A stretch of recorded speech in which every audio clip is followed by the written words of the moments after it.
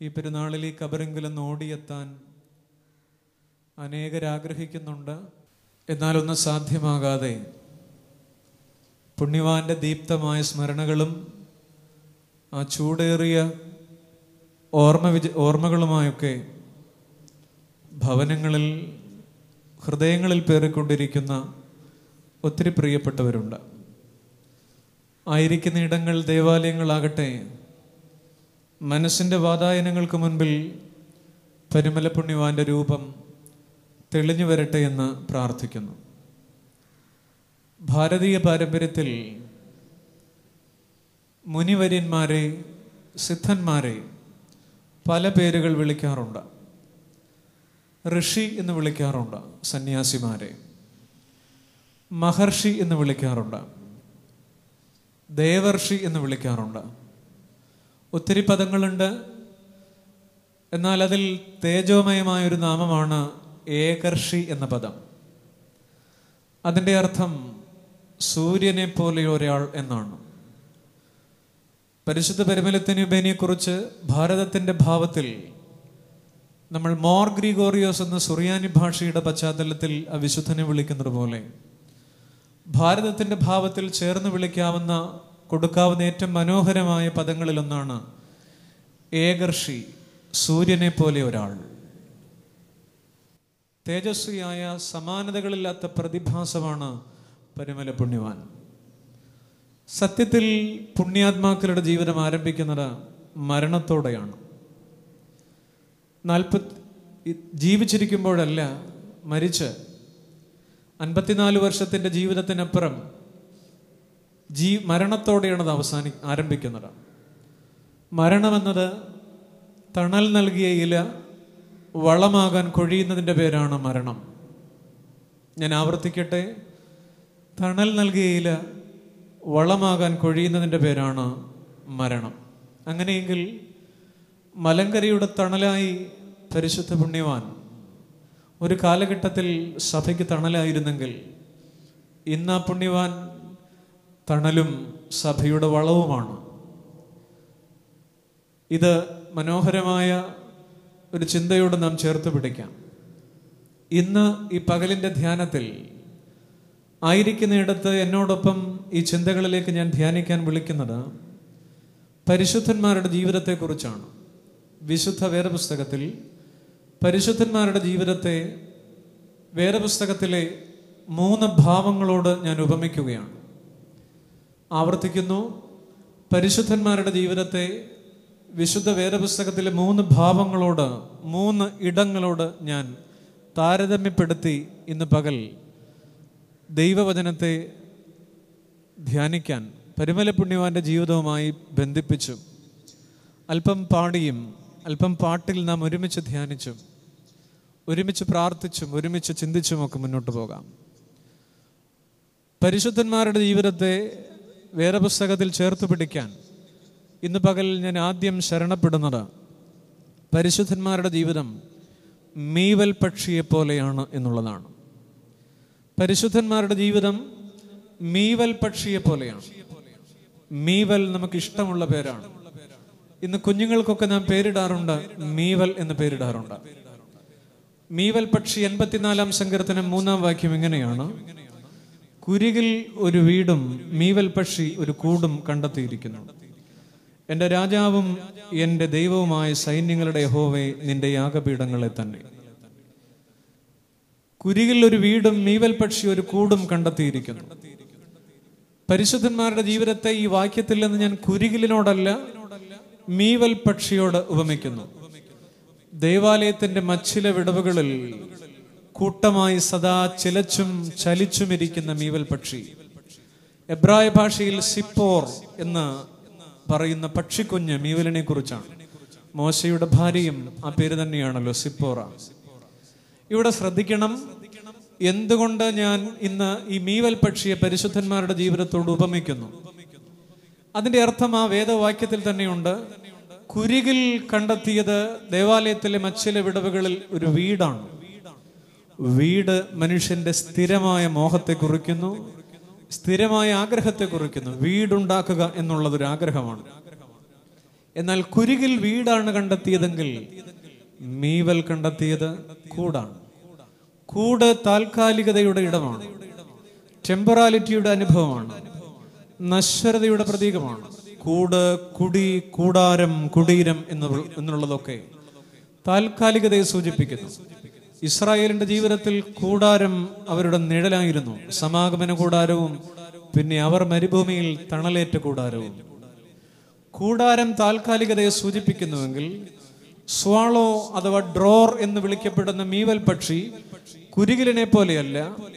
തൻ്റെ കൂടെ പറന്നു വന്ന കുരികിൽ വീട് ആഗ്രഹിച്ചപ്പോൾ, നമ്മളെ പോലെ ജീവിതം ഇവിടെ സ്ഥിരമാണെന്ന് വിചാരിക്കുമ്പോൾ, മീവൽ പക്ഷി ആഗ്രഹിക്കുന്നത് കൂടാണ്. കൂടാഗ്രഹിക്കുന്ന മീവൽ പക്ഷി എന്തിനാണ് കൂടാഗ്രഹിക്കുന്നത്? ജീവിതം താൽക്കാലികമാണ്, ജീവിതം നശ്വരമാണ് എന്ന് ഓർമ്മിപ്പിക്കാനാണ്. മീവൽ ഒരു ദേശത്ത് തന്നെ താമസിക്കുന്ന പക്ഷിയല്ല, അതൊരു ദേശാടന പക്ഷിയാണ്. മീവലിനെ കുറിച്ച് വിശുദ്ധ വേദപുസ്തകത്തിൽ മനോഹരമായ 5 പരാമർശങ്ങളുണ്ട്. മീവൽ ദേശാടന പക്ഷിയായി പറന്നു വന്ന് കുഞ്ഞുങ്ങൾക്ക് കൂടൊരുക്കി മടങ്ങിപ്പോകുന്നു. എവിടെ നിന്നോ ദേശാടന പക്ഷിയായി അന്തരീക്ഷത്തിൽ ചിറകടിച്ച് പറന്നു വന്ന് മുട്ടയിട്ട് കൂടൊരുക്കി കുഞ്ഞുങ്ങൾക്ക് കൂടൊരുക്കി മടങ്ങിപ്പോകുന്നു. ജീവിതം തീർത്ഥാടനമാണ് എന്നുള്ള ചിന്ത സാധാരണ മനുഷ്യനെ സംബന്ധിച്ചിടത്തോളം ഉണ്ടാകാറില്ല. എന്നാൽ പരിശുദ്ധന്മാരുടെ ജീവിതത്തിൽ ജീവിതം തീർത്ഥാടനമാണെന്നൊരു ചിന്തയുണ്ട്. അതുകൊണ്ട് ഞാൻ പറയട്ടെ, പരിശുദ്ധന്മാരുടെ ജീവിതം വേദപുസ്തകത്തിൽ മീവൽ പക്ഷിയെ പോലെയാണ്. അടുത്ത നിമിഷം അനിശ്ചിതത്വമാണ് തീർത്ഥാടനത്തിന്റെ പ്രത്യേകത. അടുത്ത നിമിഷം അനിശ്ചിതത്വം എന്നുള്ളതാണ് മീവൽ പക്ഷിയുടെ ചിന്ത, പരിശുദ്ധന്മാരുടെ ചിന്ത. ബുദ്ധമതത്തിൽ തഥാഥ എന്നൊരു പദമുണ്ട്. എന്ത് സംഭവിക്കുന്നുവോ അങ്ങനെ സംഭവിക്കട്ടെ. ബുദ്ധനെ തഥാഗതൻ എന്ന് വിളിക്കുന്നുണ്ട്. വിശുദ്ധന്മാരുടെ ജീവിതം ഈ തഥാഥ പോലെയാണ്. എന്ത് സംഭവിക്കുന്നുവോ അങ്ങനെ സംഭവിക്കട്ടെ. 54 വയസ്സിൽ കടന്നുപോയ ശ്രേഷ്ഠനായ മുനിവര്യൻ ചാതുരുത്തിയിലും വെട്ടിക്കലിലും പിന്നെ പരുമലയിലും ഒക്കെ ജീവിക്കുമ്പോൾ ജീവിതം ഒരു തീർത്ഥാടനമാണെന്ന് താൻ ഏറെ ചിന്തിച്ചിട്ടുണ്ട്. നാളെക്കുറിച്ച് അദ്ദേഹം അധികം വിചാരിച്ചിട്ടില്ല. അത്ഭുതം തോന്നാറുണ്ട് അദ്ദേഹത്തിന്റെ കഥകൾ വായിക്കുമ്പോൾ, അദ്ദേഹത്തിന്റെ ചരിത്രത്തിലെ സംഭവങ്ങൾ വായിക്കുമ്പോൾ. അദ്ദേഹത്തെക്കുറിച്ച് മനോഹരമായൊരു സംഭവമില്ലേ? ഒരു വൈകുന്നേരം താൻ പരുമലയിൽ താമസിക്കുമ്പോൾ കുശനിക്കാരൻ വന്നു പറഞ്ഞു, തിരുമേനി ഇന്ന് അത്താഴത്തിനൊന്നുമില്ല, എന്താണ് ചെയ്യുക? തിരുമേനി ഒന്നും പറഞ്ഞില്ല, മന്ദസ്മിതം തൂകി നിന്നു.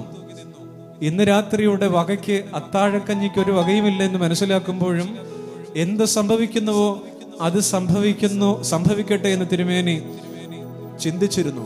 പരുമല തിരുമേനിയുടെ ജീവിതം മീവൽ പക്ഷിയെ പോലെയാണ്. അതുകൊണ്ടാണ് പണ്ടാരു പാടിവെച്ചത്, അഷ്ടിക്കൊരു വക കാണാത്ത നാളിലും തുഷ്ടിയോടെല്ലാം നടത്തിപ്പോന്നു. ഒരു നാളിൽ പരിചാരകൻ മുന്നിൽ വന്നറിയിച്ചു, അത്താഴത്തിനൊരു വകയുമില്ല. ഒന്നുമില്ല എന്ന് ഓർമ്മിപ്പിക്കുമ്പോൾ നേരം സന്ധ്യയായി. സന്ധ്യ നമസ്കാരത്തിന് തൊട്ടു മുൻപാണ് ഇന്നൊന്നുമില്ല. അത്താഴത്തിന്റെ അരിയുടെ പാത്രം, ചെമ്പ് പാത്രം ശൂന്യമാണെന്ന് അറിയുന്നതാണ്. എല്ലാവരും നമസ്കാരത്തിന് പള്ളിയിലേക്ക് വരുന്ന നേരമാണ്.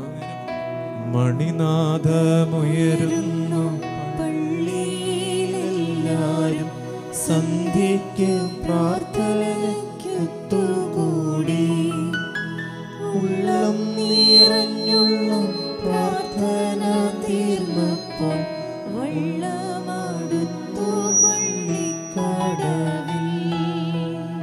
സന്ധ്യ നമസ്കാരത്തിന് മുൻപ് ഒന്നുമില്ല എന്ന് പറയുമ്പോൾ ചിരിച്ചുകൊണ്ട് എന്ത് സംഭവിക്കുന്നുവോ അത് സംഭവിക്കട്ടെ എന്ന ഒരു മീവൽ പക്ഷിയെ പോലെ തീർത്ഥാടകന്റെ മനോഭാവവുമായി തിരുമേനി നിൽക്കുമ്പോൾ, നമസ്കാരം കഴിയുമ്പോൾ നാം വായിക്കുന്നതെങ്ങനെയാണ്, നാം അറിയുന്നതെങ്ങനെയാണ്? തിരുമേനിയുടെ പുകൾപെറ്റ ചരിത്രത്തിൽ നമസ്കാരം കഴിഞ്ഞ് മടങ്ങിപ്പോകുമ്പോൾ വള്ളത്തിൽ പാത്രങ്ങളിൽ ഭോജ്യവസ്തുക്കളുമായി വന്നെത്തിയേതോ ഗൃഹനായകൻ, ആഗതനാദര പൂർവമറിയിച്ചു, നാളെ മകളുടെ കല്യാണമാ.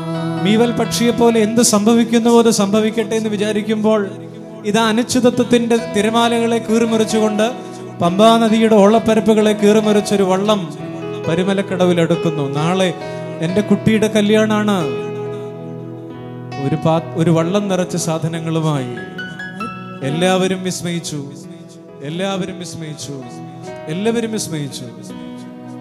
ഒരു മന്ദസ്മിതത്തോടെ മന്ദസ്മിതം തൂക്കി കൊച്ചു തിരുമേനി ദമ്പതിമാരെ അനുഗ്രഹിച്ചു. മന്ദസ്മിതം തൂകി കൊച്ചു തിരുമേനി ദമ്പതിമാരെ അനുഗ്രഹിച്ചു. അവൻ നിങ്ങൾക്കായി കരുതുന്നതാകയാൽ സകല ചിന്താകുലവും അവന്റെ മേൽ ഇട്ടുകൊള്ളുവിനെന്നുള്ള ദൈവവചനം മറക്കുമോ? ദൈവവചനത്തിന്റെ ആഴത്തിൽ ബലപ്പെട്ട് എന്ത് സംഭവിക്കുന്നുവോ അത് സംഭവിക്കട്ടെ. ജീവിതത്തിന്റെ അനിശ്ചിതത്തെ സഖിയായി സ്വീകരിച്ചുകൊണ്ട് ജീവിതത്തിന്റെ വഴികളിലൊരു തീർത്ഥാടകനെ പോലെ, ജീവിതത്തിന്റെ വഴികളിലൊരു മീവൽ പക്ഷിയെ പോലെ, ദേശാടനിയ പക്ഷിയെ പോലെ പറന്നു നടന്നു. ബുദ്ധമതത്തിലൊരു ചിന്തയുണ്ട്. ജീവിതം എന്ന് പറയുന്നത് 4 അടിസ്ഥാന തത്വങ്ങളാണ്. 1 സർവം ശൂന്യം, 2 സർവം ക്ഷണികം, 3 സർവം പ്രതീതി, 4 സർവം നിരാത്മം. സർവം നിരാത്മം. ജീവിതം ഇങ്ങനെയാണ്. എല്ലാം മായെന്ന്, എല്ലാം നഷ്ടപ്പെടുമെന്ന്, എല്ലാം നശിച്ചു പോകുമെന്നെ ഓർമ്മപ്പെടുത്തൽ മീവൽ പക്ഷിയെ പോലെ. അതുകൊണ്ടാണ് പണ്ടാരോ പാടിവെച്ചത്, അടുത്ത ചോടറിയാതെ ഇരിപ്പതെന്ത് അനുഗ്രഹം. മുന്നിൽ എന്താണെന്ന് നമുക്കറിയില്ല, മുന്നിൽ എന്താണ് വഴിയെന്ന് നമ്മൾക്കറിയില്ല. അപ്പോഴും ആ പാട്ടുകാരൻ പാടി, അടുത്ത ചോടറിയാതെ ഇരിപ്പതെന്തനുഗ്രഹം. നമ്മൾ നാളെ കുറിച്ച് ചിന്തിക്കുന്നവരാ. എന്നാൽ പരിശുദ്ധന്മാരങ്ങനെയല്ല. അടുത്ത ചോടറിയാതെ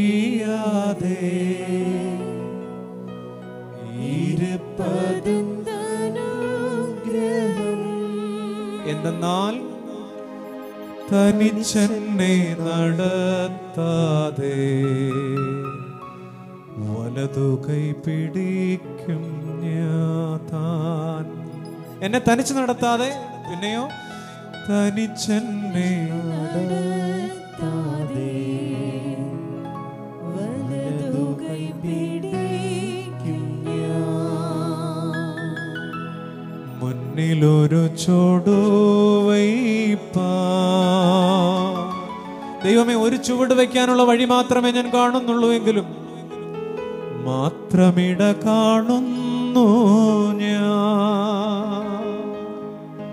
അത് മതി, ആയതു മതി എനിക്ക്, ശേഷമെല്ലാം ദൈവ.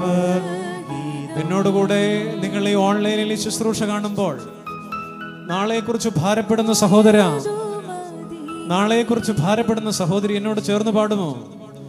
മുന്നിലൊരു ചോടു മാത്രമിട കാണുന്നു ഞാൻ, ആയതു മതി എനിക്ക്, ശേഷമെല്ലാം ദൈവഹിതം.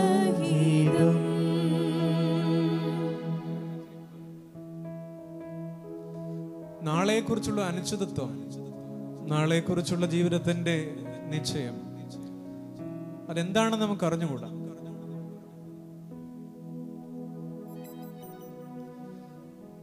ജീവിതത്തെക്കുറിച്ച് തീർത്ഥാടനം എന്ന ചിന്ത പരിശുദ്ധന്മാരുടെ ജീവിതം മീവൽ പക്ഷിയെ പോലെയാണ്. സഭയുടെ ചരിത്രത്തിൽ തിപ്സിലെ പൗലോസ് എന്ന് പറയുന്ന ഒരു വിശുദ്ധനുണ്ട്. ആദ്യകാല സന്യാസി പിതാക്കന്മാരിൽ ഒരാളാണ്. ഡീഷ്യസ് ചക്രവർത്തിയുടെ പീഡനത്തിൽ മരുഭൂമിയിലേക്ക് ഓടിപ്പോയ മനുഷ്യൻ. 16 വയസ്സിൽ മാതാപിതാക്കൾ നഷ്ടപ്പെട്ട് മരുഭൂമിയിലേക്ക് ക്രൈസ്തവ സന്യാസത്തിൽ ആകൃഷ്ടനായി പോയി. ആ പിതാവിന് പക്ഷിമൃഗാദികൾ മരുഭൂമിയിൽ ഭക്ഷണം കൊടുത്തുവെന്ന. പരിശുദ്ധന്മാരുടെ ജീവിതത്തിൽ ഈ അനിശ്ചിതത്വത്തിൽ ഒരു ദൈവ കരുതലുണ്ട്. പരിശുദ്ധ പരിമല പുണ്യവാനെ ഏറെ സ്വാധീനിച്ച പിതാവാണ് മരുഭൂമിയിലെ മാർ അന്തോണിയോസ് പിതാവ്. വിശുദ്ധ മത്തായിയുടെ സുവിശേഷം 16-ാം അധ്യായം 24-ാം വാക്യത്തിൽ, ഒരുവൻ എന്റെ പിന്നാലെ വരുവാൻ ഇച്ഛിച്ചാൽ അവൻ തന്റെ ക്രൂശിട തന്നെ അനുഗമിക്കട്ടെ എന്നുള്ള വചനം ആ വചനം കരുപ്പിടിപ്പിച്ച, ആ വചനം ഏറെ സ്വാധീനിച്ച പിതാവാണ് മോർ അന്തോണിയോസ്. പരുമല പുണ്യവാന്റെ ജീവിതത്തിൽ ഏറെ സ്വാധീനിച്ച പിതാവാണ് മോർ അന്തോണിയോസ്. മരുഭൂമിയിൽ മാത്രം ജീവിച്ച അന്തോണിയോസ് പിതാവ്, വല്ലപ്പോഴും മാത്രം ഭക്ഷിച്ച ഈന്തപ്പഴങ്ങളും വെള്ളവും മാത്രം കുടിച്ചു ജീവിച്ച മണലാരണ്യങ്ങളിൽ താപസ ജീവിതത്തിന്റെ തേനൊഴുക്കിയ പിതാവ്, വല്ലപ്പോഴും മാത്രം ഭക്ഷണം കഴിച്ച ഈ മനുഷ്യൻ, ഈ പിതാവ് 105 വയസ്സ് വരെ ജീവിച്ചു എന്നുള്ളതാണ്. നമ്മളൊക്കെ ദിവസം 6 നേരം കഴിച്ചിട്ട് എത്ര വയസ്സ് വരെ ജീവിക്കാൻ കൊതിക്കുന്നു. ഉപവാസത്തിന്റെ പിതാവ് മാർ അപ്രയം പിതാവ്, അദ്ദേഹത്തിന്റെ പാട്ടുകൾ ധാരാളം നാം പാടാറുണ്ട്. ആ മാർ അപ്രയം പിതാവിന്റെ അപ്പൻ അപ്പോളോ ദേവന്റെ വിഗ്രഹങ്ങൾ ഉണ്ടാക്കി വിൽക്കുന്നയാളായിരുന്നു. 10 വയസ്സപ്പോൾ ഉള്ളപ്പോൾ വീട്ടിൽ നിന്ന് ഇറക്കി വിടപ്പെട്ടു എന്നാണ് ചരിത്രം. തീർത്ഥാടകനിൽ ആയി ഭാരമില്ലാതെ അലഞ്ഞു നടന്ന മാർ അപ്രയം, തിപ്സിലെ പൗലോസ്, അന്തോണിയോസ് പിതാവ്, സഭയുടെ പിതാക്കന്മാർ, സന്യാസിവര്യന്മാർ, മീവൽ പക്ഷിയെ പോലെയാണ് തീർത്ഥാടകൻ ഭാരമില്ലാതെ ജീവിക്കേണ്ടവൻ. നമ്മൾ ഒത്തിരി ഭാരങ്ങൾ കൂട്ടിവെച്ച് ജീവിക്കുന്നവരാ. എന്താണ് ഭാരം? What is weight? Weight is an attraction towards earth. മണ്ണിലേക്കുള്ളൊരു ആകർഷണമാണ് ഭാരം. Weight is attraction towards earth. എന്താണ് നമ്മെ മണ്ണിലേക്ക് വിളിക്കുന്നത്? ലോകം, ജഡം, പിശാച്. ഈ ലോകത്തിന്റെ ചിന്തകൾ, ജഡത്തിന്റെ ചിന്തകൾ, പിശാചിന്റെ ചിന്തകൾ എന്നെയും നിങ്ങളെയും ഒക്കെ മണ്ണിലേക്ക് ആകർഷിക്കും. ഇതാണ് നമ്മുടെ ഭാരം. മണ്ണിൽ നിന്ന് ഉയരുമ്പോൾ ഒരു മീവൽ പക്ഷിയെ പോലെ ജീവിക്കാം. 365 ദിവസങ്ങൾ, 8760 മണിക്കൂറുകൾ, 5,25,600 മിനിറ്റുകൾ, 3,15,36,000 സെക്കൻഡുകൾ കടന്നു പോകുന്ന ജീവിതം വളരെ വേഗം. ചുമരിൽ ഒരു ഘടികാരം തൻ സൂചി ഇളക്കി കൊണ്ടു പറഞ്ഞു. ഈ ഓടുന്ന ക്ലോക്കില്ലേ? ചുമരിൽ ഒരു ഘടികാരം തൻ സൂചി ഇളക്കി കൊണ്ടു പറഞ്ഞു, മനുഷ്യ നിൻ ജീവിത സമയം ചെത്തിമിനുക്കുന്നു, നിന്നുടെ മരണത്തിൻ സമയമളന്നു കുറിക്കുകയല്ലോ ഞാൻ. ഈ ക്ലോക്ക് നമ്മളോട് സംസാരിക്കുകയാണ്. സമയം അതിവേഗം ഓടുന്നു. മനുഷ്യ നിൻ ചുമരിൽ തൻ്റെ ഈ സൂചി ഇങ്ങനെ, മിനിറ്റിന്റെയും മണിക്കൂറിന്റെയും സൂചി ഇളകുമ്പോൾ ഇങ്ങനെ പാടുന്നു. ആ ഘടികാരം നമ്മളോട് ക്ലോക്ക് പറയുകയാണ്, ചുമരിൽ ഒരു ഘടികാരം തൻ സൂചി ഇളക്കി കൊണ്ടു പറഞ്ഞു, ചുമരിൽ ഒരു ഘടികാരം തൻ സൂചി ഇളക്കി കൊണ്ടു പറഞ്ഞു, മനുഷ്യ നിൻ ജീവിത സമയം ചെത്തിമിനുക്കുന്നു. നിന്റെ ജീവിതത്തിന്റെ സമയം ഞാൻ ചെത്തിമിനുക്കിക്കൊണ്ടിരിക്കുകയാണ്. നിന്നുടെ മരണത്തിൻ സമയമളന്നു കുറിക്കുകയല്ലോ ഞാൻ. ഓരോരുത്തരും ധ്യാനിക്കണം. ഈ ക്ലോക്ക് നമ്മോട് സംസാരിക്കുകയാണ്. മനുഷ്യ നിൻ ജീവിത സമയം ചെത്തിമിനുക്കുന്നു, നിന്നുടെ മരണത്തിൻ സമയമളന്നു കുറിക്കുകയല്ലോ ഞാൻ. അതുകൊണ്ട് നമ്മുടെ ജീവിതം എങ്ങോട്ട് പോയിക്കൊണ്ടിരിക്കുകയാണ്? ഹസൻ അൽ ബസ്രി എന്ന് പറയുന്ന ഒരു പഴയ ചിന്തകൻ പറയുന്നുണ്ട്, ആദാമിന്റെ മകനെ നീ കേവലം കുറെ ദിനങ്ങൾ മാത്രമാണ്. എന്താ? ആദാമിന്റെ മകനെ നീ കേവലം കുറെ ദിനങ്ങൾ മാത്രമാണ്.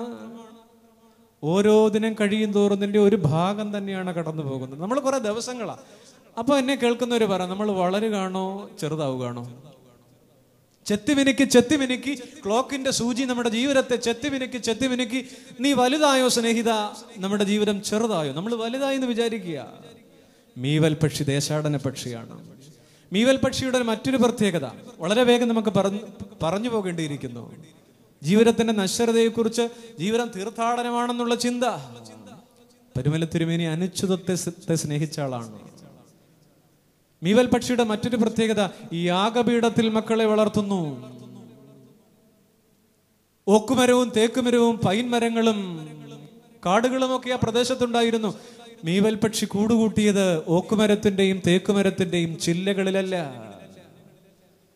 ദേവാലയത്തിന്റെ മച്ചില വിടവുകളിൽ, യെരൂശലേം ദേവാലയത്തിന്റെ യാഗപീഠത്തിന്റെ കൊമ്പുകളിൽ മുട്ടയിട്ട മീവൽ പക്ഷി. യാഗപീഠത്തിൽ മുട്ടയിട്ട് പൊരുന്നയിരുന്ന കുഞ്ഞുങ്ങളെ വിരിയിച്ചെങ്ങോട്ടോ പറന്നുപോയ മീവൽ പക്ഷി. മീവൽ പക്ഷിയുടെ ജീവിതം പരിശുദ്ധന്മാരുടെ ജീവിതം പോലെയാണ്, യാഗപീഠത്തോട് ബന്ധിക്കപ്പെട്ട ജീവിതം. അറ്റാച്ച്മെന്റ് അല്ല, നമുക്ക് അറ്റാച്ച്മെന്റ് മാത്രമേ ഉള്ളൂ. അറ്റാച്ച്മെന്റ് എന്ന് പറയുന്നത് ഒരു വൈകാരിക ബന്ധം മാത്രമാണ്. നമുക്കൊരു വൈകാരിക, ഒരു പ്രണയത്തിലുണ്ടാകുന്ന, ഒരു താല്പര്യത്തിലുണ്ടാകുന്ന, ഒരു കാര്യസാധ്യത്തിന് വേണ്ടി നാം നേർച്ച പറയുമ്പോഴുണ്ടാകുന്ന ഒരു വൈകാരിക ബന്ധം മാത്രമാണ് അറ്റാച്ച്മെന്റ് എങ്കിൽ, നമ്മുടെ ആത്മീയത കേവലം അറ്റാച്ച്മെന്റ് മാത്രമായിരിക്കുമ്പോൾ പരിശുദ്ധന്മാരുടെ ജീവിതം ബോണ്ടിങ് ആണ്. അത് മുറിയാത്ത ബന്ധമാണ്. അമ്മയ്ക്ക് കുഞ്ഞിനോടുള്ള ബന്ധമാണ്. ദൈവാലയത്തോട്, യാഗപീഠത്തോട്, ഒരു പക്ഷിക്കും കാണാത്ത, ഒരു പക്ഷിയും കാണിക്കാത്ത ബോണ്ടിങ് മീവൽ പക്ഷിക്ക് യാഗപീഠത്തോടുണ്ടായിരുന്നു. 1902 ഇടവക പത്രിക തിരുമേനിയുടെ മരണവിവരം റിപ്പോർട്ട് ചെയ്യുന്നത് ഇങ്ങനെയാണ്, കേൾക്കണം. 1902 ഇടവക പത്രിക പരിമല തിരുമേനിയുടെ മരണവിവരം റിപ്പോർട്ട് ചെയ്യുന്നത് എങ്ങനെയാണ്: തിരുമേനി കഠിനമായ രോഗാസ്വസ്ഥ്യം കൊണ്ട് പീഡിതനായിരുന്ന അന്ത്യഘട്ടത്തിലും പള്ളിയിലെ ആരാധന ശുശ്രൂഷകളിലും മറ്റും മുടക്കം കൂടാതെ പങ്കെടുക്കണമെന്നും അവയിൽ മെത്രാൻ സ്ഥാനത്തിനടുത്ത കർമ്മങ്ങൾ സ്വയം അനുഷ്ഠിക്കണമെന്നും നിഷ്ഠയുണ്ടായിരുന്നു. തിരുമേനി കാലം ചെയ്യുന്നതിന് ഏതാനും മാസങ്ങൾക്ക് മുൻപ് കഷ്ടാനുഭവ ആഴ്ചയിൽ ദുഃഖവെള്ളിയാഴ്ച പള്ളി ശുശ്രൂഷയിൽ സംബന്ധിക്കുന്നതിനിടയ്ക്ക് ധൂപക്കുറ്റി വീശുക മുതലായ കർമ്മങ്ങൾ തന്നെത്താൻ നടത്തിയതിലെ ശരീര പാരവശ്യം ജനങ്ങളെ ഭയപ്പെടുത്തി. തിരുമേനി അവിടെ നിലം പതിച്ച് കാലം ചെയ്തു പോകുമെന്ന് ജനങ്ങൾക്ക് തോന്നി. പള്ളിയകത്ത് കൂടിയിരുന്ന ജനം വാവിട്ട് നിലവിളിച്ചു പോയി. ഇത് വായിക്കുമ്പോൾ നമുക്ക് എന്താ തോന്നുക? തീരെ മേലാതിരുന്ന തന്റെ അവസാനത്തെ കഷ്ടാനുഭവ ആഴ്ചയിൽ ധൂപക്കുറ്റി വീശണമെന്നുള്ള നിർബന്ധം താഴെ നിന്ന ജനം കണ്ടപ്പോ ഇപ്പൊ വീണു പോകുമോ? ഈ ദൈന്യഭാവം കണ്ടപ്പോൾ വാവിട്ട് നിലവിളിച്ചു പോയി. ഇതൊരു ബോണ്ടിങ് ആണ്. കേവലം കാര്യസാധ്യത്തിന് വേണ്ടിയുള്ള അറ്റാച്ച്മെന്റ് അല്ല. മതങ്ങളുടെ അനുഷ്ഠാന പ്രക്രിയയിൽ മാത്രം അഭിരമിക്കുന്ന കേവലം പഴത്തൊലി പോലെയുള്ള മതജീവിതമല്ല. അതുകൊണ്ടാണ് അദ്ദേഹം ഒഴിഞ്ഞത്, തിരുമേനി ഒഴിഞ്ഞത്, ഈശ്വര പ്രാർത്ഥന ഈ ലോകത്തെ പല വിധത്തിലും ദൈവത്തിന്റെ പാതാരവിന്ദങ്ങളോട് ചേർക്കുന്ന പൊന്നിൻ ചങ്ങലയത്രേ. ചങ്ങലയാണ് പ്രാർത്ഥന. അതൊരു ബോണ്ടിങ്ങിന്റെ ചങ്ങലയാണ്. അതൊരു നൂല് പോലെയല്ല, ഒരു ചരട് പോലെയല്ല, ഒരു പൊന്നിൻ ചങ്ങലയാണ്. ത്രോണോസ് മുത്തുമ്പോൾ പട്ടക്കാരും ശുശ്രൂഷക്കാരും ഒക്കെ പ്രാർത്ഥിക്കും, കർത്താവേ ഞങ്ങളുടെ പെരുന്നാളുകളെ നിന്റെ ബലിപീഠത്തിന്റെ കൊമ്പുകളോട് ബന്ധിപ്പിക്കണമേ. ഇതാണ് ബോണ്ടിങ്. ഈ പെരുന്നാളിനെ നിന്റെ ബലിപീഠത്തിന്റെ കൊമ്പുകളോട് ബന്ധിപ്പിക്കണമേ. ആഴമായ യാഗപീഠത്തിന്റെ ബന്ധം. അതുകൊണ്ടാണ് തിരുമേനിയുടെ വാക്കുകളിൽ, തിരുമേനിയുടെ മൊഴികൾ നിങ്ങൾ പരിശോധിച്ച് നോക്കൂ, ആവർത്തിച്ചു കാണുന്ന വാക്കാണ് സദാ നേരത്തും, എല്ലായ്പ്പോഴും, ഇടവിടാതെ. ഈ വാക്കുകൾ ഇങ്ങനെ കാണാം. ദൈവത്തെ മുറുകെ പിടിക്കണം. തിരുമേനിയുടെ പരിശുദ്ധന്മാരുടെ ചിന്തയാണ്. നിത്യവും ദൈവപ്രാർത്ഥന ചെയ്യുന്നവൻ ഒരിക്കലും അസത്യവാനോ ദുർമാർഗിയോ അവിശ്വാസിയോ ഭക്തിഹീനനോ ജനദോഷിയോ സ്വാമിദ്രോഹിയോ ആയി തീരുന്നവരല്ലെന്ന് തിരുമേനി ഒഴിഞ്ഞത് ഈ യാഗപീഠവുമായി നിത്യം ബന്ധമുണ്ടാകണം. അതുകൊണ്ട് പരിശുദ്ധ സ്ഥലം, ഈ പരുമലയുടെ മണ്ണിനെ അദ്ദേഹം പുണ്യമാക്കി. യാഗപീഠമോ ദേവാലയമോ അശുദ്ധമാകരുത് എന്ന് ചിന്തിക്കുന്നവരാണ് പരിശുദ്ധന്മാർ. തിരുമേനിയുടെ ജീവിതത്തിൽ തന്നെ പണ്ട് ഒരു അനുഭവമുണ്ട്. പണ്ടൊരു നാളിൽ കൊച്ചു തിരുമേനി ഒരു ദിവസം സുന്ദരം ഒരു സുപ്രഭാതത്തിങ്കൽ തെല്ലുനേരം ഉലാത്താൻ നിരൂപിച്ച് പള്ളിമുറ്റത്ത് മെല്ലെ നടക്കുകയായി. പണ്ട് എവിസ്കറിയ സാർ എഴുതിയതാണെന്നാണ് എൻ്റെ ഓർമ്മ. പണ്ടൊരു നാളിൽ കൊച്ചു തിരുമേനി സുന്ദരമൊരു സുപ്രഭാതത്തിങ്കൽ തെല്ലുനേരം ഉലാത്താൻ നിരൂപിച്ചു പള്ളിമുറ്റത്തു മെല്ലെ നടക്കയായി. ഈ പാട്ടിലൂടെ പറയുമ്പോൾ എൻ്റെ ശ്രോതാക്കൾക്ക് ഇത് കൂടുതൽ കിട്ടുമെന്നുള്ളത് കൊണ്ടാണ് ഞാൻ ആ സംഭവം തിരുമേനിയുടെ ജീവിതത്തെ ധ്യാനപൂർവ്വം പാട്ടിലൂടെ വർണ്ണിക്കുന്നത്. പണ്ടൊരു നാളിൽ കൊച്ചു തിരുമേനി സുന്ദരമൊരു സുപ്രഭാതത്തിങ്കൽ തെല്ലുനേരം നിരൂപിച്ചു പള്ളിമുറ്റത്തു മെല്ലെ നടക്കയാ. സംഭവിച്ചത് എന്തെന്നറിയാമോ? പ്രാതസ്നാനം കഴിഞ്ഞൊരു സുന്ദരി തൊട്ടപ്പുറത്ത് ചാരത്തുള്ള ഭവനത്തിൻ മുറ്റത്ത് പള്ളിമേടയ്ക്ക് അഭിമുഖമായി നിന്നു ഈറന്മാർ മുടി മാടി ഒതുക്കിനാൾ. തിരുമേനിയുടെ ജീവിതത്തിലുണ്ടായ സംഭവമാണ്.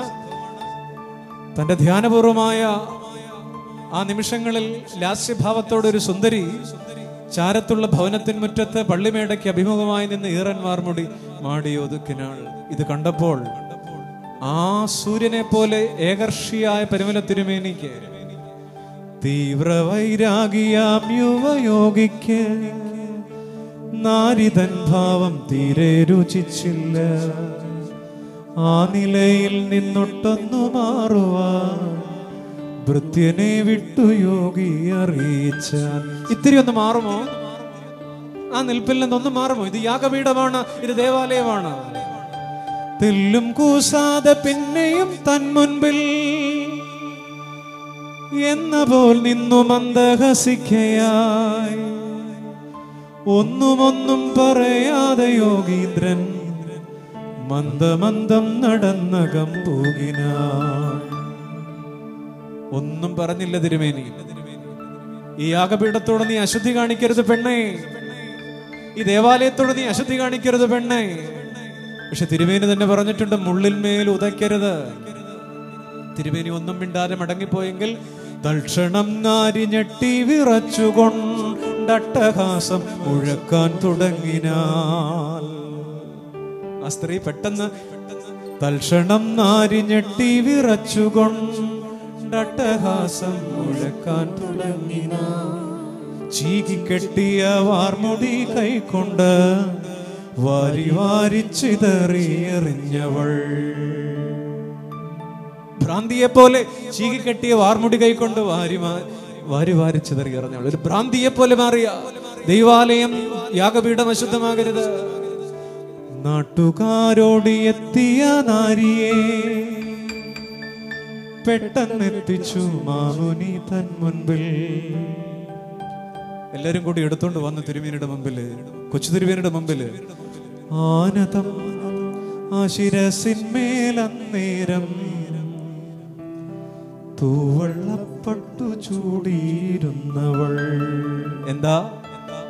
നിഷേധിയായി പുണ്യപുരുഷനെ നിഷേധിച്ച, പരിമല പുണ്യവാനെ ധിക്കരിച്ച, പരിമല പുണ്യവാനോട് മറുത്തു നിന്ന, ഇതൊക്കെ ഞാൻ കുറെ കണ്ടതാണെന്ന് നിഷേധിച്ച ഈ സ്ത്രീ ആനതം എടുത്തുകൊണ്ട് എല്ലാരും കൂടെ ഭ്രാന്തിയെ പോലെ നിലവിളിച്ചപ്പോ എടുത്തുകൊണ്ട് വന്നപ്പോൾ ആനതം ശിരസിന്മേലന്നേരം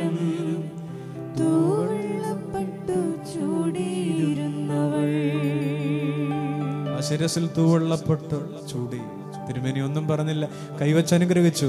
ഇത്തമോദി മഹാമുനി സൗമ്യനായി ബുദ്ധിമോശമേ മട്ടിലെന്തേ കാട്ടി കാര്യം നീ ഗ്രഹിച്ചായതിനാലിനി സാരമില്ല പൊയ്ക്കൊള്ളുക സന്തുഷ്ടയാ. ഓർക്കണം, ദൈവത്തെ, യാഗപീഠത്തെ, പരിശുദ്ധ സ്ഥലത്തെ എങ്ങനെ കാണണമെന്ന് തിരുമേനി പഠിപ്പിക്കുന്നുണ്ട്. മീവൽ പക്ഷി യാഗപീഠത്തെ സ്നേഹിച്ചതുപോലെ മീവൽ പക്ഷിയുടെ ഒന്നാമത്തെ പ്രത്യേകത ജീവിതം തീർത്ഥാടനമാണ്. പരിശുദ്ധന്മാരുടെ പ്രത്യേകത അതാണ്. രണ്ടാമത്തെ പ്രത്യേകത യാഗപീഠങ്ങളോട് ബോണ്ട് ചെയ്യപ്പെട്ട, ചേർക്കപ്പെട്ട ജീവിതമാണ്. അതുകൊണ്ട് എന്ത് സംഭവിച്ചാലും മരുന്നിനേക്കാൾ പ്രാർത്ഥനയെ സ്നേഹിച്ചു. 12-ാം വയസ്സിലെ സംഭവം ഓർമ്മയില്ലേ? Christianity is not measured by actions but reactions. Christianity is not measured by actions but reactions. തനിക്ക് മസൂരി ബാധിച്ച 1860, 1880-ലാണ് മസൂരിക്ക് റൊണാൾഡ് റോസ് വാക്സിൻ കണ്ടുപിടിക്കുന്നത്. കൊറോണ പോലെയാണെന്ന് മസൂരി, മരുന്നില്ലാത്ത കാലം. വെട്ടിക്കൽ ദേറായിലെ ആ പഴയ കട്ടലിൽ കിടന്നുരുളുകയാണ് മരണവേദനയിൽ ഒരു 12-കാരൻ ഷമ്മാശൻ. മരുന്ന് വീട്ടിൽ നിന്ന് കൊടുത്തയക്കുന്നുണ്ട്. തന്റെ ഗുരു ഗീവർഗീസ് മൽപ്പാനും മസൂരി വന്നപ്പോ അടുത്ത് നിൽക്കുന്നവരൊക്കെ രോഗം ബാധിക്കും, മരണപ്പെടും. ശിഷ്യന്മാരെയൊക്കെ അകറ്റി പൊക്കോളം പറഞ്ഞു. നിങ്ങളൊക്കെ രക്ഷപ്പെട്ടോ? ശിഷ്യന്മാരൊക്കെ മടങ്ങിപ്പോയി. പക്ഷേ ഗുരുത്വം, ഈ പരിമല പുണ്യവാൻ 12-കാരൻ കൊച്ചൈപ്പോരാ ഗീവർഗീസമ്മാശൻ ആ മരണക്കിടക്കരികിൽ ഗുരുവിന്റെ, നമ്മളിന്ന് കൊറോണ എത്രമാത്രം പേടിക്കുക, സാമൂഹിക അകലത്തിൽ നമ്മൾ എത്രമാത്രം ഭയപ്പെടുക. പക്ഷെ അക്കാലത്ത് 1860-ൽ ഇതിനേക്കാൾ ഭീകരമായി മരുന്നില്ലാത്ത മസൂരിയുടെ മുമ്പിൽ കാലം പേടിച്ചപ്പോ ഗുരുവിനോട് സാമൂഹ്യ അകലം പാലിക്കാതെ കട്ടിലിന്റെ അടുത്ത് 12കാരൻ ഷമ്മാശൻ. ഇതൊരു വലിയ സംഭവമാണ് കേട്ടോ. ഈ ധ്യാനത്തിന് വേണ്ടി കുറിയാക്കോസച്ചൻ എന്നെ വിളിച്ചപ്പോൾ പരിശുദ്ധന്മാരെ കുറിച്ച് പറയണമെന്ന് പറഞ്ഞു. ഞാൻ ഈ 12 വയസ്സിലത്തിലെ സംഭവം ഓർത്ത് ധ്യാനിച്ചപ്പോ, ഈ ധ്യാന ചിന്തകൾ തയ്യാറാക്കിയപ്പോൾ പരിമല പുണ്യവാൻ തന്റെ 12 വയസ്സിനെ കുറിച്ച് എന്നോട് പറഞ്ഞു വന്നു. ദൈവം തമ്പുരാന്റെ പരിശുദ്ധാത്മാവിൽ ഞാൻ ഇത്തിരി എഴുതി വെച്ച വരികളാണ്. ഗുരുവിൻ വേദന കണ്ടു ശിഷ്യന്മാർ മരണഭയത്താൽ മാറി. ഗുരുവിൻ വേദന കണ്ടു ശിഷ്യന്മാർ മരണഭയത്താൽ മാറി. ഗുരു മരിച്ചതും മസൂരി ബാധിച്ച പ്രിയ ശിഷ്യൻ തളർന്നു. എല്ലാ ശിഷ്യന്മാരും പോയി, പക്ഷേ ഗുരു മരിച്ചതും മസൂരി ബാധിച്ച നമ്മുടെ കൊച്ചു ഷമ്മാശൻ തളർന്നു. മരണത്തെ മുന്നിൽ കണ്ടപ്പോ, മരുന്ന് കിട്ടിയപ്പോ ഈ 12കാരൻ എന്താ പറഞ്ഞത്? മരണത്തെ ബാലൻ മുന്നിൽ കണ്ടോര കനക കല്ലൂരി നാളിൽ മരുന്നും വേണ്ടോരു മനുഷ്യനും വേണ്ട മശീഹ മാത്രമേ. മരുന്നും വേണ്ടോരു മനുഷ്യനും വേണ്ട മശീഹ മാത്രമേ. എനിക്കൊരു മരുന്നും വേണ്ട, ഒരു മനുഷ്യനും വേണ്ട, എന്റെ മശീഹ തമ്പുരാൻ മതി. പക്ഷെ ആ മരണക്കിടക്കയിൽ ദൈവത്തിൽ ആശ്രയിക്കുന്ന കൊച്ചു തിരുമേനിക്ക് എന്താ സംഭവിച്ചത്? അമ്മ മറിയം പുത്രനേന്തി കൊച്ചു ഷമ്മാശൻ മുൻപിൽ. എന്താ അമ്മ മറിയം? അമ്മ മറിയം പുത്രനേന്തി കൊച്ചു ഷമ്മാശൻ മുൻപിൽ. മരണവേദന വമിച്ച വേളയിൽ തിരുമുൻപിൽ നിന്നു. ആ രോഗത്തിന്റെ കിടക്കയിൽ മരണവേദന വമിച്ച വേളയിൽ തിരുമുൻപിൽ നിന്നു. 12 വയസ്സിൽ ദൈവം തമ്പുരാനെ ആശ്രയിച്ച, മരുന്നിനേക്കാളേറെ ദൈവത്തോട് ബന്ധിപ്പിക്കപ്പെട്ട ഒരു ജീവിതത്തിന് ഈ പകർച്ചവ്യാധിയുടെ കാലത്ത്, സാമൂഹ്യ അകലത്തിന്റെ കാലത്ത്, മരുന്നില്ലാത്ത മസൂരിയുടെ കാലത്ത് മരുന്നും വേണ്ടോരു മനുഷ്യനും വേണ്ട മശീഹ മാത്രമേ. എന്റെ തമ്പുരാൻ കൂടെയുണ്ടെങ്കിൽ ഇതിനെ ജയിക്കും. ഈ കൊറോണയുടെ കാലത്ത് ജീവിത ഭാരങ്ങളിൽ, സങ്കടക്കടലിൽ ഉരുകുന്ന ജീവിതമേ, മരുന്ന് വേണ്ടെന്നല്ല, തിരുമേനിയോട് ചേർന്ന് പറയാം, മരുന്നും വേണ്ട, ഒരു മനുഷ്യനും വേണ്ട, തമ്പുരാനുണ്ടെങ്കിൽ. ആ രോഗക്കിടക്കയിൽ അമ്മ മറിയം പുത്രനെ എന്തി കൊച്ചു ഷമ്മാശൻ മുൻപിൽ. വാക്സിൻ കണ്ടുപിടിച്ചോട്ടെ, എങ്കിൽ ഈ പെരുന്നാളിൽ എന്നെ കേൾക്കുന്നൊരു ഉറക്ക പാടണം. മരുന്നും വേണ്ടൊരു മനുഷ്യനും വേണ്ട മശീഹ മാത്രമേ. മീവൽ പക്ഷിയുടെ മൂന്നാമത്തെ പ്രത്യേകത, ഒന്ന്, അത് ജീവിതത്തിന്റെ തീർത്ഥാടനമാണ്. ജീവിതമെന്ന് സൂചിപ്പിക്കുന്നത് ദേശാടന പക്ഷി. 2, യാഗപീഠങ്ങളോട് ബന്ധിക്കപ്പെട്ട ജീവിതമാണ്. പരിശുദ്ധന്മാരും അങ്ങനെ തന്നെയാണ്. 3, മീവൽ പക്ഷി പരിശുദ്ധന്മാരെ പോലെയാണ്. പരിമല പുണ്യവാൻ മീവൽ പക്ഷിയെ പോലെയാണ്. മൂന്നാമത്തെ പ്രത്യേകത, മീവൽ അനുതാപത്തിന്റെ അടയാളമാണ്. യെശയ്യാ പ്രവാചകന്റെ പുസ്തകം 38-ാം അധ്യായം 14-ാം വാക്യം ഇങ്ങനെയാണ്: മീവൽ പക്ഷിയോ കൊക്കോ എന്ന പോലെ ഞാൻ ചിലച്ചു, ഞാൻ പ്രാവ് പോലെ കുറുകി. മീവൽ പക്ഷിയോ കൊക്കോ എന്ന പോലെ ഞാൻ ചിലച്ചു, ഞാൻ പ്രാവ് പോലെ കുറുകി. ഹിസ്കിയ രാജാവ് മരിക്കത്തക്ക രോഗം ബാധിച്ച് ദൈവസന്നിധിയിൽ ഇരിക്കുമ്പോൾ മുഖം ചോരിനെതിരെ ചലറി കരഞ്ഞ നിമിഷങ്ങളിൽ അനുതാപത്തിന്റെ പ്രാർത്ഥന ഒരു നിലാവ് പോലെ ഒഴുകിയിറങ്ങിയപ്പോൾ, പെരുമഴ പോലെ കണ്ണീര രാജധാനിയുടെ ഉൾമുറിയുടെ തറയെ നനച്ചപ്പോൾ ആ മനുഷ്യൻ പ്രാർത്ഥിച്ചു, മീവൽ പക്ഷിയോ കൊക്കോ എന്ന പോലെ ഞാൻ ചിലച്ചു. അനുതാപത്തിന്റെ അടയാളമാണ് മീവൽ പക്ഷിയെങ്കിൽ പുണ്യവാന്മാർ, പരിശുദ്ധന്മാർ. യിരെമ്യാ പ്രവാചകൻ 8-ാം അധ്യായം 7-ാം വാക്യം. ആകാശത്തിലെ പെരുഞ്ഞാറ് തന്റെ കാലം അറിയും. കുറുപ്രാവും കൊക്കും മീവൽ പക്ഷിയും മടങ്ങിവരവിനുള്ള കാലം അന്വേഷിക്കുന്നു. അനുതാപം, മടങ്ങിവരവ്. മീവൽ പക്ഷി മടങ്ങിവരവിനുള്ള കാലം അന്വേഷിക്കുന്നു. അനുതാപത്തിന്റെ ആൾരൂപങ്ങളാണ് പരിശുദ്ധന്മാർ. സമൃദ്ധിയുടെ സുവിശേഷം പ്രസംഗിക്കപ്പെടുന്ന ആധുനിക കാലത്ത്, മോഡേൺ സ്പിരിച്വാലിറ്റിയുടെ കാലത്ത്, നാം നമ്മുടെ പിതാക്കന്മാർ എഴുതി വെച്ച രഹസ്യ പ്രാർത്ഥനകൾ തുറന്നു നോക്കൂ. അവരുടെ ജീവിതങ്ങളിലേക്കുള്ള ജനാല അതിൽ തുറന്നു കിടക്കുന്നത് കാണാം. മാബൂഗിലെ പീലക്സിനോസിന്റെയും മറ്റും പ്രാർത്ഥനയിൽ 3-ാം മണിയിൽ ഇതിലും കൂടുതൽ എങ്ങനെയാണ് അനുതാപത്തോടെ പ്രാർത്ഥിക്കുക? ഞാൻ നിന്നെ മറന്നതുപോലെ നീ എന്നെ മറക്കരുതേ. നീ പ്രകാശവും ഞാൻ അന്ധകാരവും, നാറ്റം പിടിച്ച ചെളിയും, നിന്ദ്യമായ കൊതുകും, കോണുകളിലെ ചപ്പും, കുപ്പക്കുഴിയിലെ എച്ചിലുമാകുന്നു. ഇതിലും താഴെ എങ്ങനെയാണ് ഒരാൾ അനുതാപിയാകുക? നമ്മൾ നമ്മുടെ ക്വാളിറ്റിയിൽ അഭിമാനം കൊള്ളുമ്പോൾ, ഞാൻ നിന്നെ മറന്നതുപോലെ നീ എന്നെ മറക്കരുതേ. ഞാൻ അന്ധകാരവും നാറ്റം പിടിച്ച ചെളിയും, നിന്ദ്യമായ കൊതുകും, കോണുകളിലെ ചപ്പും, കുപ്പം കുഴിയിലെ എച്ചിലുമാകുന്നു. ഇതിലും സ്വയം താഴ്ത്തി എങ്ങനെ പറയും? വ്യാഴാഴ്ച മധ്യാഹ്ന പ്രാർത്ഥനയിൽ രഹസ്യ പ്രാർത്ഥന ആരംഭിക്കുന്നത് തന്നെ, കർത്താവേ ഞാൻ സ്വർഗത്തിന് യോഗ്യനല്ലെന്ന് എനിക്കറിയാം. സുറിയാനി സഭയുടെ ആരാധന. സഭയുടെ രഹസ്യ പ്രാർത്ഥനകളുടെ പുസ്തകം തുറക്കൂ.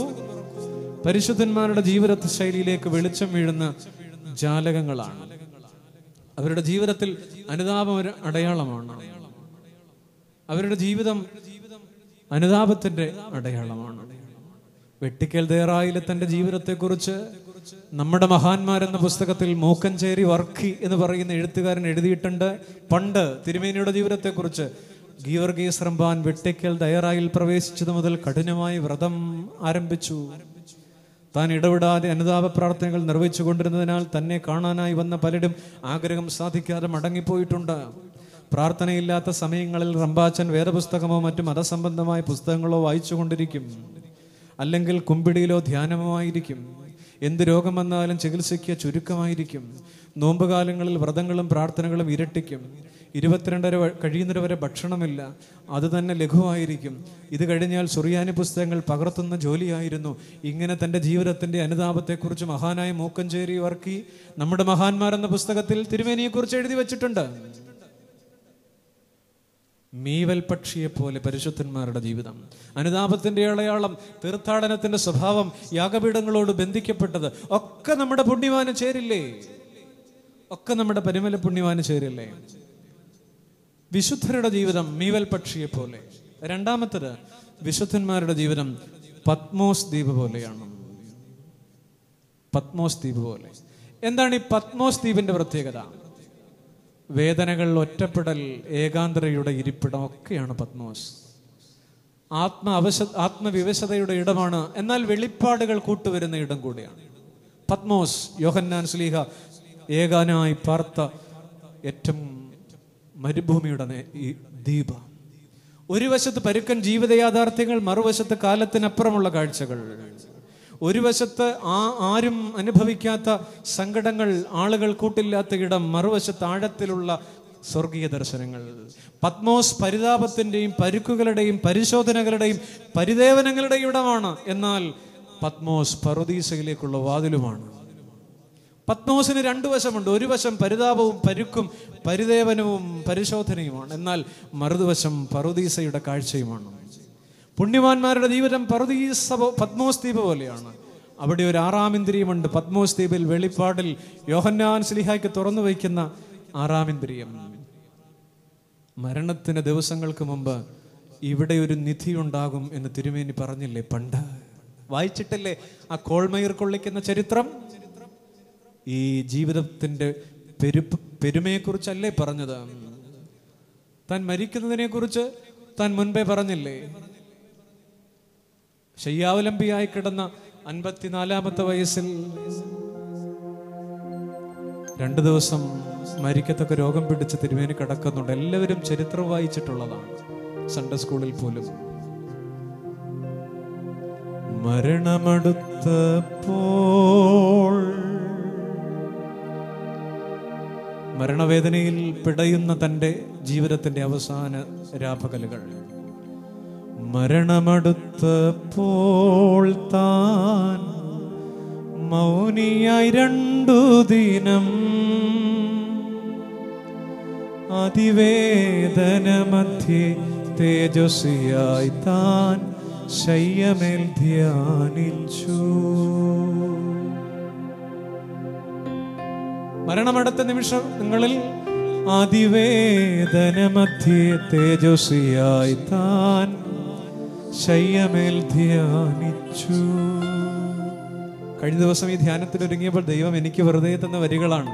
ഞാനിങ്ങനെ കുറിച്ചു വെച്ചതാണ്. 2 ദിവസം അതിവേദനയിൽ താൻ മൗനിയായി ധ്യാനിച്ചു. എന്നാൽ 3-ാം ദിവസം, ആ കിടക്കയിലെ 3-ാം ദിവസം, 3-ാം ദിനത്തിൽ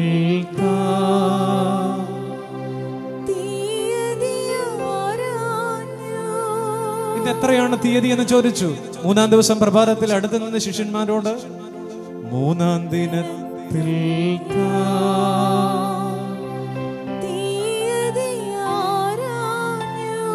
അടുത്ത് നിന്ന് ശിഷ്യന്മാർ മറുപടി പറഞ്ഞു, 18 വാക്കു കേട്ടപ്പോൾ ഇനി 2 ദിനമുണ്ടെന്നു ഉച്ചരിച്ചു. പിതാവേ, പരിശുദ്ധ പിതാവേ, ഇന്ന് തുലാം 18. അഴിപ്പുരയ്ക്ക് പുറത്ത് കോരിച്ചൊരിയുന്ന തുലാമഴയുടെ ആരവത്തിൽ പിതാവേ, ശിഷ്യന്മാർ പറഞ്ഞു ഇന്ന് 18 തീയതി. ഇത് കേട്ടപ്പോൾ എന്താ തിരുമേനി മറുപടി പറഞ്ഞത്? 18 വാക്കു കേട്ടപ്പോൾ ഇനി 2 ദിനമുണ്ടെന്നു ഉച്ചരിച്ചു. ഇനി 2 ദിവസം കൂടെ ഞാൻ ഈ വേദന സഹിക്കണമല്ലോ. മരണത്തെ മുന്നിൽ കണ്ടിട്ട് ശിഷ്യന്മാർക്കൊന്നും മനസ്സിലായില്ല. രോഗം ആകുമെന്നാണോ? 2 ദിനരാത്രം കഴിഞ്ഞു. ആ 48 മണിക്കൂറുകൾ കഴിഞ്ഞപ്പോൾ പിന്നത്തെ പ്രഭാതത്തിൽ പരിശുദ്ധ പിതാവ് കുർബാന കൈക്കൊള്ളുന്നുണ്ട്. 2 ദിനം കഴിഞ്ഞ് താൻ കുർബാന കൈക്കൊണ്ടു. 2 ദിവസം കഴിഞ്ഞ് വിശുദ്ധ കുർബാന സ്വീകരിച്ചു. എന്നിട്ടോ അന്നാരാവിന്റെ 3-ാം യാമത്തിൽ വിണ്ണിലലിഞ്ഞു ചേർന്നു. ആ 3-ാം ദിവസത്തിന്റെ രാത്രി, ഇനി 2 ദിവസം കൂടെ ഞാൻ ഈ വേദന സഹിക്കണമല്ലോ എന്ന് പറഞ്ഞ പിതാവ്, ആ 3-ാം ദിവസത്തിന്റെ രാത്രി എന്താ സംഭവിച്ചത്? 3-ാം ദിവസം വിശുദ്ധ കുർബാന കൈക്കൊണ്ടിട്ട് അന്നാരാവിന്റെ 3-ാം യാമത്തിൽ വിണ്ണിലലിഞ്ഞു ചേർന്നു. ആ രാത്രിയിൽ മണി 2 അന്നാരാവിന്റെ 3-ാം യാമത്തിൽ നമുക്ക് വേണ്ടി പക്ഷവാദം ചെയ്യുവാൻ, നമുക്ക് വേണ്ടി മധ്യസ്ഥത പറയുവാൻ അന്നാരാവിന്റെ 3-ാം യാമത്തിൽ വിണ്ണിലലിഞ്ഞു ചേർന്നു. പക്ഷികളുടെ ഭാഷ വശമുണ്ടായിരുന്നു തിരുമേനിക്ക്. ചരിത്രം വായിച്ചാൽ മതി. വള്ളത്തിൽ സഞ്ചരിക്കുമ്പോൾ ശിഖരങ്ങളിൽ പറന്നു വരുന്ന പക്ഷിയുടെ ഭാഷ തിരുമേനി വ്യാഖ്യാനിക്കുമായിരുന്നത്രയും. ഈ പ്രപഞ്ചത്തോടൊരു ടെലിപ്പതിക് ബന്ധമുണ്ട് വിശുദ്ധന്മാർക്ക്. പഴയ തിപ്സിലെ പൗലോസ് എന്ന് പറയുന്ന സന്യാസ പിതാവിനെ സംസ്കരിക്കാൻ കുഴിയെടുത്തത് 2 സിംഹങ്ങളാണെന്നാണ് ചരിത്രം. വീയപുരത്ത് വിവാഹവേളയിൽ വിവാഹമോതിരം വീണുപോയപ്പോൾ വേദനിച്ചവരോട് തിരുമേനി പറഞ്ഞില്ലേ, വിഷമിക്കണ്ട, ഈ വരനും വധുവിനും ഒന്നും പറ്റില്ല, ഇത് നമ്മുടെ അവസാന വിവാഹമാണ്, ഒരു 3-ാം കണ്ണ്. അങ്ങനെ ഒത്തിരി ഉണ്ട്. 5-ാം നൂറ്റാണ്ടിൽ ജീവിച്ചിരുന്ന ജെറോം പിതാവിനെ കുറിച്ച് കേട്ടിട്ടുണ്ടാവും. വിശുദ്ധ ജെറോം. അദ്ദേഹത്തിന്റെ ചിത്രം കാണുമ്പോൾ അദ്ദേഹത്തിന്റെ പാദങ്ങളിൽ ഒരു സിംഹം ഉരുമിക്കിടക്കുന്നത് കാണാം. ഒരിക്കൽ അദ്ദേഹം പാർത്തിരുന്ന ബേത്ലഹേമിലെ ഗുഹയുടെ മുഖത്ത് ഒരു സിംഹം വന്ന് കരയുക. ആർക്കൊന്നും മനസ്സിലായില്ല. ഈ പിതാവ് ശാന്തനായി നോക്കിയപ്പോൾ മനസ്സിലായി സിംഹത്തിന് ഭാഷയില്ലാഞ്ഞും ഈ പിതാവ് ചെന്നിട്ട് സിംഹത്തിന്റെ കൈ പിടിച്ച് പൊക്കിയിട്ട് അതിൻ്റെ കൈയുടെ വെള്ളയിൽ നിന്നൊരു മുള്ളു കുത്തിയിരുന്നിരുന്നു. അതിനാണ് ഇത് കരഞ്ഞത്, ഊരിക്കളഞ്ഞു. പിന്നെ ഈ സിംഹം ആശ്രമത്തിലെ അന്തേവാസിയായി. നമുക്ക് വിശ്വസിക്കാമോ, ഈ സിംഹം പിന്നെ എന്നും ജെറോം പിതാവിൻ്റെ കൂടെ ഉണ്ടായിരുന്നു. ആ പിതാവിൻ്റെ ചിത്രം കാണുമ്പോൾ ആ പാറപീഠത്തിൽ ഈ ജെറോം പിതാവിൻ്റെ കൂടെ സിംഹമുണ്ട്. പ്രപഞ്ചത്തോട്, ജീവജാലങ്ങളോട് ഒരാറാം ഇന്ദ്രിയം, ഒരു പുത്തൻ ഭാഷ, പത്മോസിന്റെ വെളിപ്പാടിന്റെ ദർശനം വിശുദ്ധന്മാരുടെ ജീവിതത്തിൽ ഉണ്ടായിരുന്നു. നമുക്ക് ഈ ചിന്തകളുടെ അവസാന ഭാഗത്തേക്കാണ് പോകുക. പരിശുദ്ധന്മാരുടെ ജീവിതം ഒന്ന് മീവൽ പക്ഷിയെ പോലെയാണ്. അതിനകത്ത് 3 ചിന്തകൾ ഞാൻ നിങ്ങളോട് പങ്കുവച്ചു പ്രിയമുള്ളവരെ. രണ്ടാമത്തത്, പരിശുദ്ധന്മാരുടെ ജീവിതം അത് പത്മോസ് ദ്വീപ് പോലെയാണ്. പരുക്കുകളും പരിദേവനങ്ങളും ഒരു നാണയത്തിന്റെ ഒരു വശത്തുണ്ടാകുമ്പോൾ പറുദീസയുടെ ദർശനങ്ങൾ, ആറാം ഇന്ദ്രിയം തുറന്നു കിട്ടുന്ന മറുവശം പത്മോസ് ദ്വീപ് പോലെയാണ് വിശുദ്ധന്മാരുടെ ജീവിതം. മൂന്നാമിടം തഹശുതോൽ പോലെയാണ്. പുറപ്പാട് പുസ്തകം 36-ാം അധ്യായം 18-19 വാക്യങ്ങൾ. ഈ വാക്ക് ഞാൻ ഒന്നുകൂടെ പറയാം. വിശുദ്ധന്മാരുടെ ജീവിതം തഹശുതോൽ പോലെയാണ്. അധികം പരിചയമില്ലാത്തൊരു എലമെന്റ് ആയിരിക്കും. ഞാൻ വാക്യം വായിക്കാം. കൂടാരം ഒന്നായിരിക്കേണ്ടതിന് അത് ഇണയ്ക്കുവാൻ താമ്രം കൊണ്ട് 50 കൊളുത്തമുണ്ടാക്കി ചുവപ്പിച്ച ആട്ടുകൊറ്റന്തോൽ കൊണ്ട് കൂടാരത്തിനൊരു പുറമൂടിയും അതിൻ്റെ മീതെ തകശുതോൽ കൊണ്ടൊരു പുറമൂടിയും ഉണ്ടാക്കി. പഴയ നിയമത്തിൽ സമാഗമന കൂടാരത്തിന്റെ മുകളിൽ എല്ലാത്തിനും മീതെ സുരക്ഷിതത്വത്തിന് വേണ്ടി തണലൊരുക്കുന്ന കൂടാരശീലയുടെ പേരാണ് തകശുതോൽ. സഭയുടെ കൂടാരമാണ്, സഭയുടെ തണലാണ് പരിശുദ്ധന്മാരുടെ ജീവിതം. സമാഗമന കൂടാരം യഹോവയുടെ നിർദ്ദേശപ്രകാരം മോശ നിർമ്മിച്ചപ്പോൾ ദൈവം കൊടുത്ത തകശുതോൽ ഒരു തണലിൻ്റെയും കോട്ടയുടെയും അടയാളമാണ്. പരിശുദ്ധന്മാരുടെ പ്രാർത്ഥന ഒരു കോട്ടയാണെന്ന് പറയില്ലേ? നമ്മൾ പാടാറുണ്ട്, നഗരത്തിനൊരു കോട്ട കണക്ക്. അതൊരു കോട്ടയാണ്. തകശുതോൽ സമാഗമന കൂടാരത്തിന്റെ കോട്ടയാണെങ്കിൽ പരിശുദ്ധന്മാരുടെ പ്രാർത്ഥന സഭയുടെ കോട്ടയാണ്. നഗരത്തിനൊരു കോട്ട ഇസ്രായേലിൽ സ്ഥാപിച്ചാൻ യൗസേ, പിന്നസ്തികൾ മോശ. ഒരു കോട്ട പോലെ സഹദേന്മാരെ നിങ്ങൾ തൻ അസ്ഥികളാകും കോട്ടയതിൽ കാത്തിടണമേ. ഒരു കോട്ടയാണ് പരിശുദ്ധന്മാരുടെ പ്രാർത്ഥന. അതുകൊണ്ടാണ് നഗരത്തിന്റെ കോട്ടയാണ്. അബ്രഹാം സോദോമിന്റെ കോട്ടയായിരുന്നു. 6 പൗർണ മധ്യസ്ഥത പറഞ്ഞ് സീമാ നമസ്കാരത്തിൽ ചൊവ്വാഴ്ച മധ്യാഹ്നത്തിലും പാടാറുണ്ട്. ദുഷ്ട പടയിന്നും കാക്കും കോട്ടകളാകട്ടെ നിങ്ങൾ,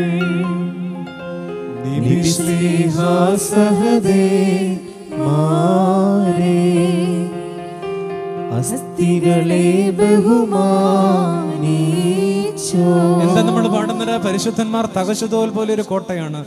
ദുഷ്ട പടയിന്നും കാക്കും കോട്ടകളാകട്ടെ നിങ്ങൾ,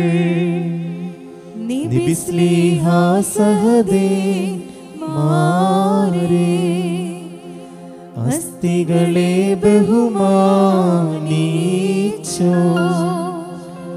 പ്രാർത്ഥന മൂലമനുഗ്രഹമേറ്റവകാശിക്കണമേ രാജ്യം. ഈ ചിന്ത ഞാൻ അവസാനിപ്പിക്കുമ്പോൾ, ഒരു കോട്ടയായി നിന്ന വിശുദ്ധന്മാരുടെ ജീവിതത്തിന്റെ പരിമല പുണ്യവാൻ എന്ന കോട്ട തകർന്നപ്പോൾ ഇവിടെ പാടിയില്ല ജനം, മലങ്കരയുടെ ജനം പാടി, ഇത്രമേൽ നന്നായി സഭയെ സ്നേഹിക്കുന്ന മെത്രാപ്പോലീത്തന്മാരുണ്ടാകുമോ? ഇത്രമേൽ നന്നായി സഭയെ സ്നേഹിക്കുന്ന മെത്രാപ്പോലീത്തന്മാരുണ്ടാകുമോ?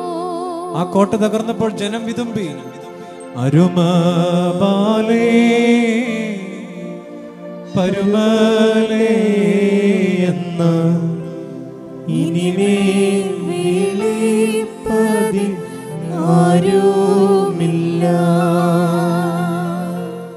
വിശുദ്ധന്മാരുടെ ജീവിതത്തിന്റെ 3 അനുഭവങ്ങൾ. മീവൽ പക്ഷിയെ പോലെ, വീണ്ടും പത്മോസ് ദ്വീപ് പോലെ, തഹശതോൽ പോലെ യാഗപീഠത്തോട് ബന്ധിക്കപ്പെട്ട ദേശാടന പക്ഷിയെ പോലെ അനിശ്ചിതത്വം സൂക്ഷിക്കുന്ന, യാഗപീഠത്തിൽ തണലൊരുക്കുന്ന പരിശുദ്ധന്മാരുടെ മധ്യസ്ഥരെ നമുക്ക് അഭയപ്പെടാം. ദൈവം നമ്മെ അനുഗ്രഹിക്കട്ടെ.